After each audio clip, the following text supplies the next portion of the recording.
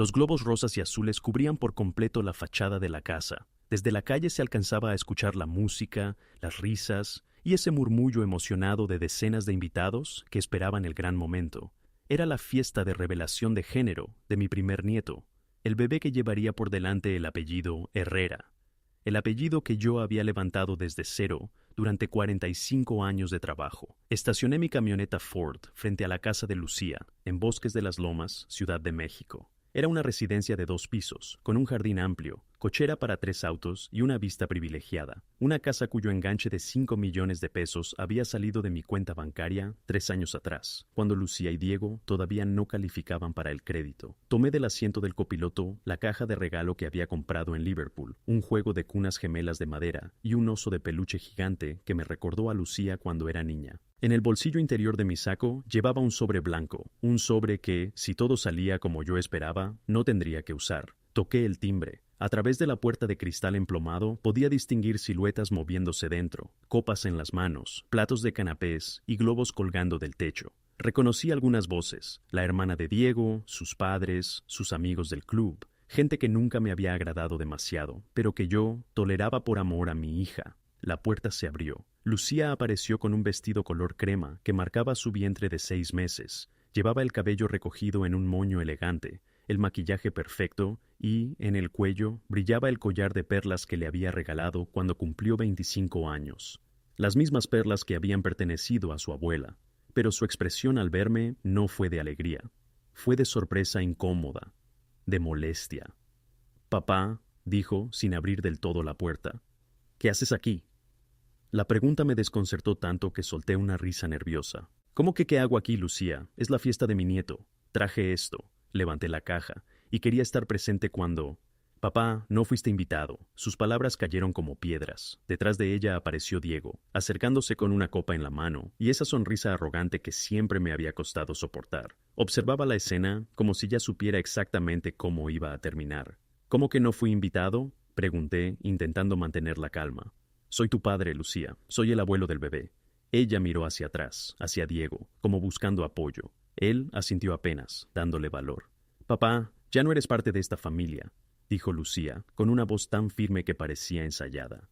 «Diego y yo decidimos que lo mejor es que sigas tu camino. No queremos tu presencia en la vida de nuestro hijo». Sentí que el mundo se detenía. La música seguía sonando dentro. Alguien reía fuerte. Otra persona gritaba que ya casi llegaba el momento. Pero yo permanecí inmóvil en la entrada, mirando a mi hija como si, de pronto, fuera una desconocida. «¿Por qué?», fue lo único que logré decir. Diego dio un paso más y se colocó junto a Lucía, con esa postura de quien cree estar defendiendo su territorio. «Porque usted hace daño, señor Herrera», dijo con desprecio. «Siempre quiere influir en nuestras decisiones, siempre opina sobre cómo gastamos el dinero, siempre nos hace sentir como si le debiéramos algo». «¿Como si me debieran algo?». Mi voz subió sin que pudiera evitarlo. «Lucía, pagué toda tu universidad. Pagué tu maestría en Barcelona. Pagué el enganche de esta casa. Les deposité 25,000 pesos mensuales durante 2 años, cuando Diego estaba levantando su negocio. ¿Y por eso crees que tienes derecho a meterte en nuestras vidas?», me interrumpió Lucía. «Pues no, papá. Ya no te necesitamos. El negocio de Diego está en su mejor momento. Tenemos dinero propio. No necesitamos más tu ayuda si siempre viene acompañada de condiciones». Diego sonrió con satisfacción, como si hubiera estado esperando ese momento desde hacía mucho tiempo. «Así que, como ya dijimos, usted no es bienvenido aquí, ni hoy ni nunca. No queremos que nuestro hijo crezca bajo su influencia». Sentí un vacío profundo en el pecho. Miré a Lucía, buscando en su rostro algún rastro de aquella niña que yo había criado solo después, de que su madre se fuera de casa cuando ella tenía 8 años. La niña que corría a mis brazos cuando otros niños en la escuela la hacían sentir mal. La adolescente que me abrazó entre lágrimas cuando le entregué las llaves de su primer auto. La mujer que, el día de su boda, me dijo: «Eres el mejor padre del mundo». Pero esa persona parecía haberse quedado en el pasado. «Está bien, hija», dije. Mi voz salió más tranquila de lo que yo mismo esperaba. «Lo entiendo». Una sombra de sorpresa cruzó por su rostro. Seguramente esperaba que yo rogara, que me quebrara frente a todos, que hiciera una escena. Pero no, ya no. «¿Lo entiendes?», preguntó desconfiada. «Perfectamente». Saqué el sobre blanco del bolsillo interior de mi saco y se lo extendí. Este es mi regalo de felicitación, para ti y para Diego. Lucía tomó el sobre con cautela, mientras Diego se inclinaba ligeramente para mirar por encima de su hombro. ¿Qué es esto?, preguntó ella. Ábranlo después de la fiesta, cuando todos se hayan ido y puedan leerlo con calma. Me di la vuelta y comencé a caminar hacia mi camioneta. Cada paso se sentía pesado, como si llevara años encima, pero mantuve la espalda recta y la cabeza en alto. ¡Papá!, gritó Lucía detrás de mí. Me detuve apenas y giré un poco el rostro. Disfruten su fiesta, dije sin voltear por completo. Y disfruten también el contenido de ese sobre. Es el último regalo que recibirán de mí. Subí a mi camioneta, encendí el motor y me alejé de aquella casa que yo mismo había ayudado a comprar. Por el espejo retrovisor, alcancé a ver a Lucía y Diego de pie en la entrada, observando cómo me marchaba. Ella sostenía el sobre con ambas manos, como si presintiera que dentro había algo capaz de cambiarlo todo. Y, en cierto modo, así era. Antes de continuar, si te gustan estas historias, suscríbete al canal y activa la campanita de notificaciones. Déjame en los comentarios qué habrías hecho tú en mi lugar. Ahora sí, sigamos con la historia. Manejé casi sin pensar durante 30 minutos, hasta llegar a mi departamento en Polanco. Era un lugar modesto, pero cómodo. Mi refugio desde que vendí la casa grande, donde Lucía había crecido. La misma casa que vendí para ayudarlos con el enganche de la suya. ¡Qué ironía! Entré, me serví una bebida y me senté frente a la ventana, mirando la ciudad. Las luces de la Ciudad de México parpadeaban como estrellas atrapadas entre edificios. En algún punto, entre todas esas luces, mi hija estaba descubriendo si tendría un niño o una niña, un nieto o una nieta que, según ella, jamás conocería a su abuelo. Mi teléfono vibró. Era un mensaje de WhatsApp de Lucía. No lo abrí. Ya imaginaba lo que venía. 2 minutos después llegó otro mensaje, luego otro y otro más. Tomé el teléfono y leí la notificación sin entrar al chat. Lucía: papá, ¿qué significa esto? Sonreí con amargura.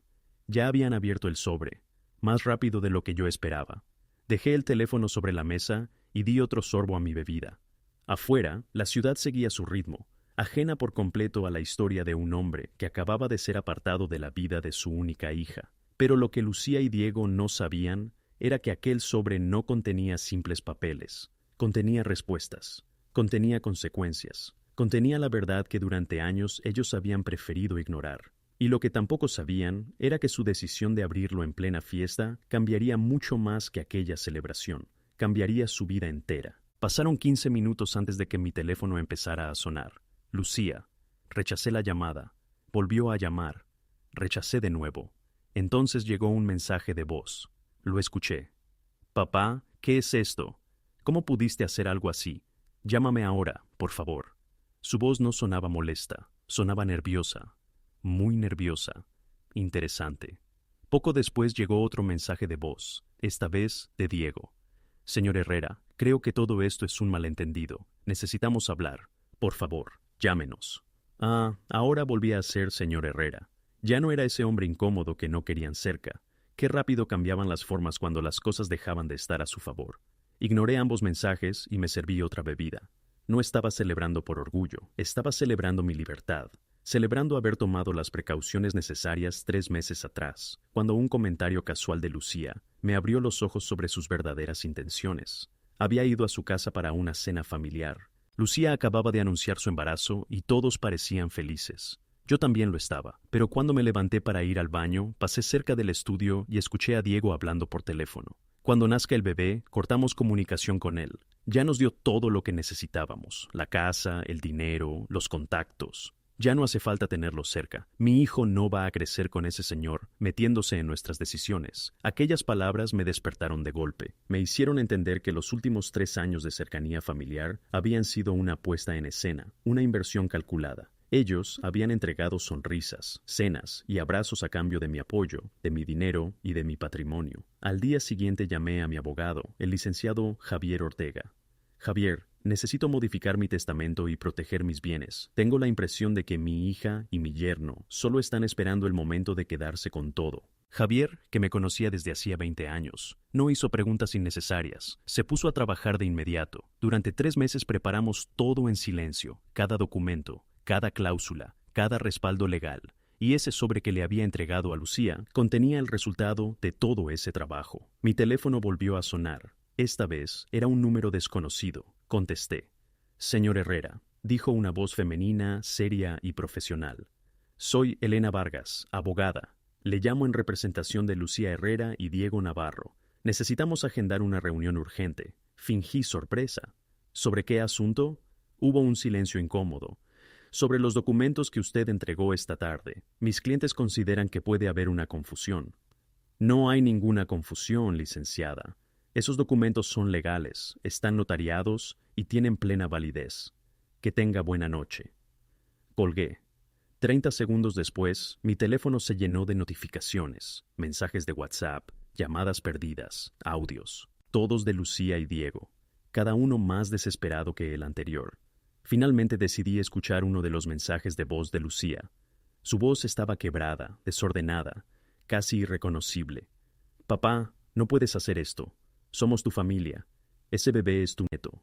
No puedes dejarnos fuera de todo. No puedes cambiar las condiciones de la casa así. Diego dice que esto no puede ser legal.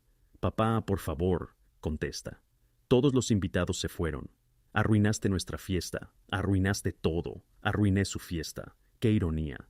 Ellos habían roto mi confianza durante años, pero para ellos el verdadero problema era que yo había arruinado una celebración. Cometí un error enorme sin darme cuenta. Confié ciegamente en mi hija. Pero ella cometió uno peor.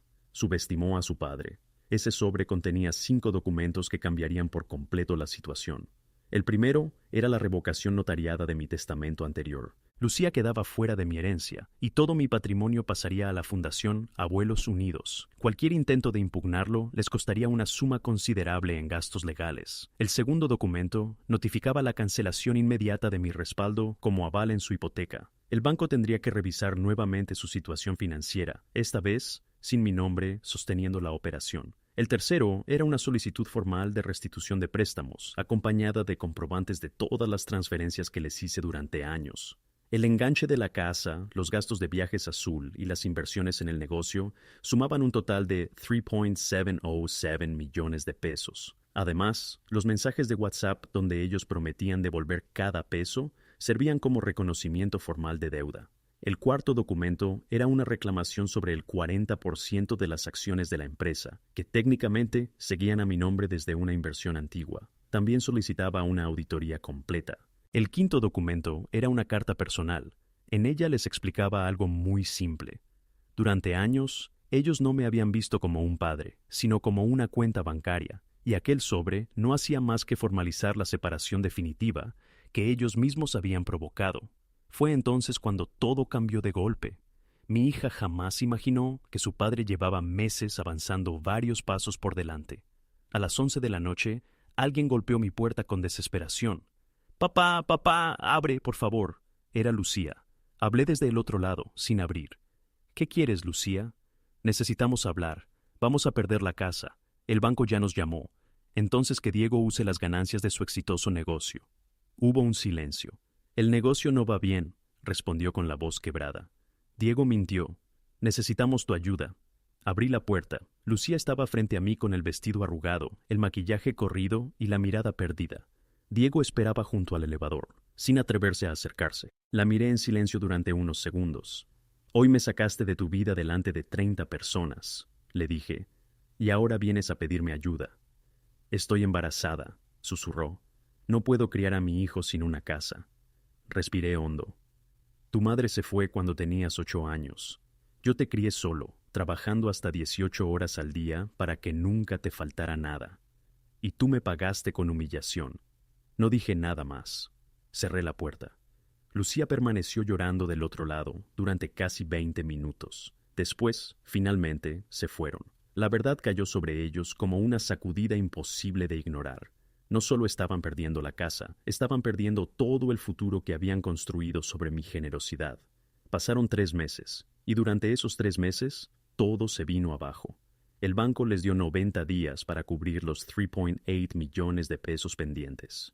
No pudieron hacerlo, y el proceso legal siguió su curso. Mi reclamación también avanzó en tribunales. El juez aceptó los mensajes de WhatsApp como reconocimiento de deuda, y Lucía y Diego quedaron obligados a pagar. La auditoría reveló que el supuesto negocio exitoso de Diego estaba lleno de deudas. Lejos de generar ganancias, debía 1.2 millones de pesos a proveedores.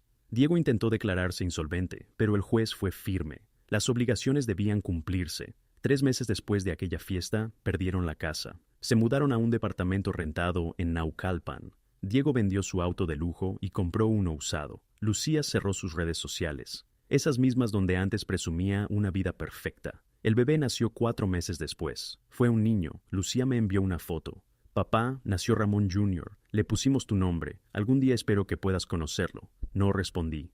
2 semanas después llegó otra foto. El bebé estaba despierto de madrugada. Ramón no deja de llorar. No tenemos dinero para contratar ayuda. Diego trabaja turnos dobles. Ahora entiendo muchas cosas. Lo siento, papá. Lo siento por todo. Guardé el teléfono sin contestar. En ese momento, nadie imaginaba que un simple sobre entregado en una puerta cambiaría tantas vidas para siempre.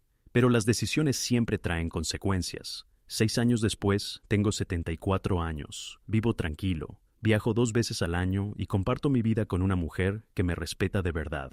Lucía y Diego, con el tiempo, lograron estabilizarse. No fue fácil. Tuvieron que trabajar duro, dejar las apariencias atrás y aprender a vivir de lo que realmente podían sostener. Pagaron una parte de la deuda. El resto decidí perdonarlo, pero con una condición. Debían reconocer por escrito, ante notario, que me habían utilizado y manipulado durante años. Lo hicieron. Hace 3 semanas, Lucía vino a verme con Ramón Jr., que ya tiene 6 años. Papá, me dijo, Ramón pregunta mucho por su abuelo. Miré al niño. Tenía mis ojos. Los dejé pasar.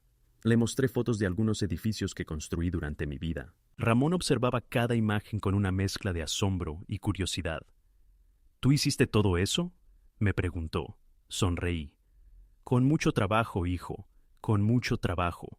Cuando se fueron, Lucía se acercó y me abrazó. Esta vez no dijo nada al principio, solo me abrazó como cuando era niña. Después, con la voz baja, susurró. Perdóname, papá. Tardé demasiado en entenderlo. No respondí de inmediato. Miré por la ventana, respiré hondo y luego le dije. Algunas heridas no desaparecen de un día para otro, Lucía, pero cuando el arrepentimiento es sincero, tal vez todavía queda una puerta abierta. Ella lloró en silencio, y por primera vez en muchos años no sentí enojo, sentí paz. Gracias, papá, susurró Lucía. La miré con calma. Esto no significa que todo esté perdonado, le dije. Significa que le estoy dando a tu hijo algo que tú dejaste de valorar durante mucho tiempo, una oportunidad. Desde entonces, veo a Ramón algunos sábados al mes. A veces vamos al parque. Otras veces se queda en mi departamento y me pide que le cuente historias de cuando yo era joven. Le gusta mirar mis fotos antiguas, escuchar cómo empecé desde abajo y preguntarme por qué los edificios son tan altos, por qué las grúas parecen gigantes y por qué algunas personas olvidan agradecer lo que otros hicieron por ellas. Lucía y yo nunca volveremos a tener la relación que tuvimos antes. Hay cosas que, una vez rotas, no regresan exactamente a su lugar. Pero hoy existe algo que durante años se perdió entre el orgullo, las mentiras y las apariencias. Respeto mutuo. ¿Me arrepiento de lo que hice? No. Aquel sobre fue el acto más difícil de mi vida, pero también el más necesario. ¿Perdoné? Estoy en proceso. Porque perdonar no siempre significa abrir la puerta como si nada hubiera pasado. A veces significa dejar de cargar con el enojo, pero sin volver a entregar las llaves de tu vida a quien ya demostró que podía usarlas en tu contra. A Lucía jamás volveré a ayudarla económicamente. No por crueldad, no por rencor, sino porque entendí que algunas personas solo aprenden cuando dejan de tener una red debajo de los pies. La mejor lección que le di no fue con mi dinero, fue con mi ausencia. Porque a veces permitir que alguien enfrente las consecuencias de sus decisiones es la única manera de que aprenda a levantarse por sí mismo. Y si algo aprendí después de tantos años, es esto. La familia no se mide por la sangre, ni por los apellidos, ni por las palabras bonitas dichas en una fiesta. La familia se demuestra con respeto, con lealtad y con gratitud. Yo perdí una ilusión aquella tarde en la puerta de la casa, pero recuperé mi dignidad. Y, con el tiempo, también encontré una forma distinta de ser abuelo, no desde la culpa, no desde el dinero, sino desde la paz. Si esta historia te hizo pensar, no olvides darle like, suscribirte al canal y activar la campanita para más historias como esta. Y cuéntame en los comentarios, ¿hice lo correcto o fui demasiado duro?